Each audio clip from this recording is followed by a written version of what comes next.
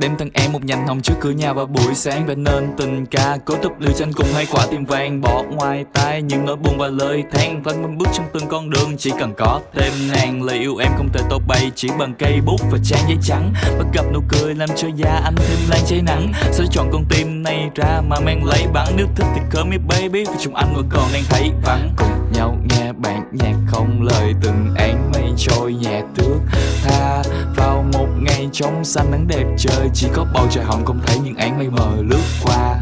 Đón đưa em vào lúc chiều tà thoáng mây êm màu gió dịu. Và anh không giỏi thêm mắm thêm muối để chuyện tình này mặn mà. Nhưng anh sợ thể hiện tình yêu này sẽ bị lũ kiến đem tha. Mỗi đêm anh mơ một ngày không xa, anh cùng em nắm tay. Tình yêu ta cùng nhau đắp xây, chỉ cần em đồng ý anh đến ngày đưa em về. Có em bên anh không còn chạy theo bao lời ca thiết tha.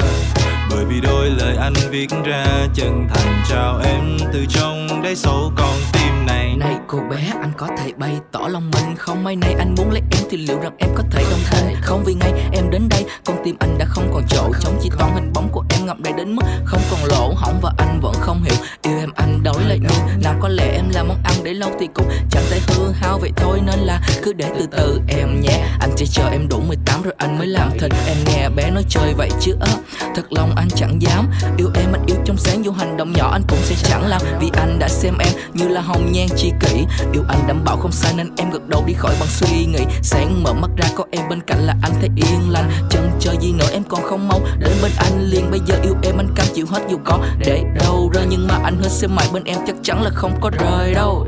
Mỗi đêm anh mơ một ngày không xa, anh cùng em nắm tay. Tình yêu ta cùng nhau đắp xây, chỉ cần em đồng ý anh đến ngày đưa em về. Có em bên anh không còn chạy theo bao lời ca thiết tha.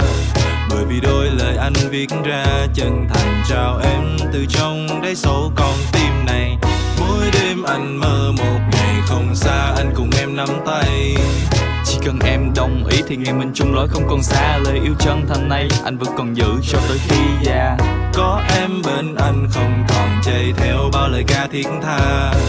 Bởi vì đôi lời anh viết ra chân thành trao em từ trong đáy sâu con tim này.